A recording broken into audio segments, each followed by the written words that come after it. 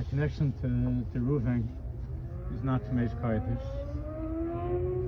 My connection to Reuven goes back over 30 years. He was in my class, a Talmud of mine. We learned Gemara together in 11th grade and 12th grade. And there were times that I didn't see Reuven, and years went by. And then he reappeared in my life. With the other Chaverim from the neighborhood.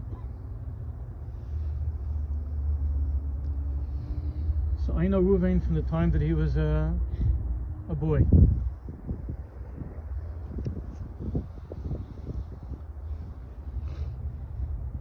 And when I was in the nursing home visiting him some time ago, he was having some difficulty breathing. His eyes were half closed when I walked in. He had been through a very, very hard time. And I didn't want to wake him. I was afraid that the second that he saw me, his eyes opened wide, and he said, and I said to him, Reuven, do you remember who I am? He says, Rabbi. And I sat down next to him. I was holding his hand, and I looked in his eyes. You can't always do this, you know. They were the same eyes as them when he was 16 years old. They weren't creased. They weren't sullied, polluted, affected by the world that he lived in. It's a very rare thing. And I spoke to him for a while. He was very tired, and when I left, when I walked out of the room, I said, Rabbi Shalom, Yechi Reuven v'al Yomis. Yechi Reuven v'al Yomis. The simple pshat is, Reuven should live and he shouldn't die. But everyone knows that Rashi says, Yechi Reuven ba'olam hazeh. Reuven will live in this world, v'al Yomis ba'olam haba. Like everybody that's here, I really was davening, and I believe that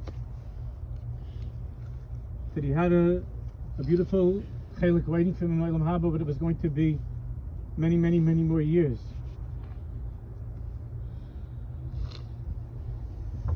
And now I'm looking here, I'm thinking about the one midah that I believe that in my experience, everybody has their favorite part of Reuven of Bob. But I just share with you those eyes and the midah that went with those eyes. Because I'll tell us that Reuven Posach be'tshuva tchila.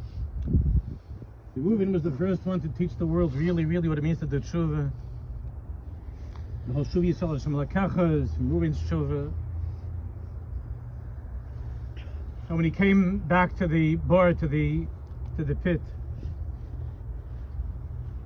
and you know that his whole machshava was to try somehow to save Yosef HaTzadik, but he wasn't successful. And we wanted very, very much, all of us together, to save Reuven HaTzadik, and we weren't successful. When Reuven went back to that pit, the Torah says he said, Hayelad einenu. The child is not here. Va'ani, ona ani ba. What's going to be with me? At that time, Yosef HaTzadik was around the age that I had the privilege to be in a classroom with Reuven. Va'ayelad einenu. The Sfarim tell us it means that there are some people that come to this world, and no matter how many years go by and how much they age, and no matter what they've been through, because Reuven's been through a lot, that somehow the yeled, the child, remains untouched.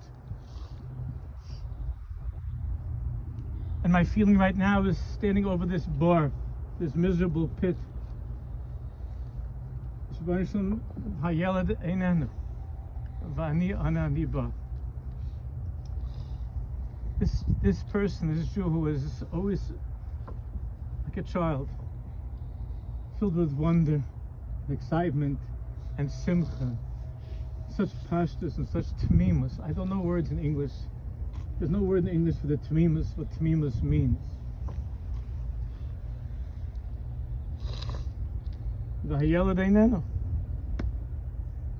This child who was a child well into his adulthood is not here anymore. I don't really know Izzy. I know from the Chevra, they've told me about, and I see a little bit those eyes. And it hurts all of us to see that Izzy's eyes have to see this. But this was the midah of your father. And he left the world at a young age. And in our minds and in our hearts, he's always a child. Innocent and pure. You know that when the Kedushas Levi, the Rabbi of Levaya Baditsheva, he had a child, he had a son, Rabbi Meir. Rabbi Meir was a tzaddik beside Olam, this Rabbi Meir. And he died a young man during the Baditcheva's life. And there was a huge Levaya. And they couldn't find the Rabbi, they couldn't find the Baditchev, they didn't know where he was.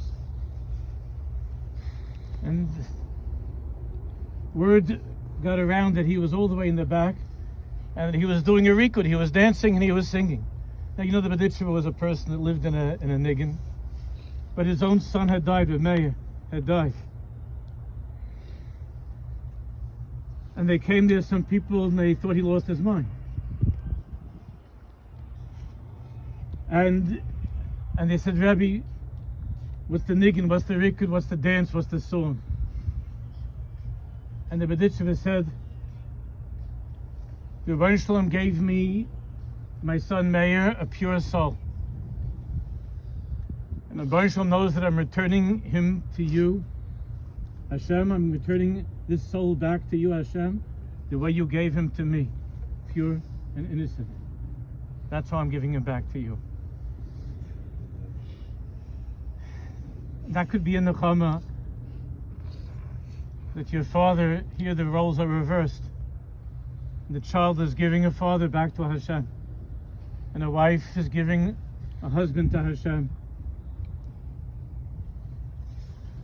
And Yehuda said, Eich Elo Ha'avi v'anar inenu iti. How will I go to my father Yaakov without the child? And the Rebbe of Meril Primizlana said, Eich Elo Ha'avi, how am I going to ascend to my Father in heaven? V'anar inenu iti, without the child that I once was, without the pureness, without the simpleness, without the sweetness and the kindness of the child that I once was. Ech Elo Ha'avi v'anar inenu iti. So my dear Talmud, and my dear friend, Uven Shleimer,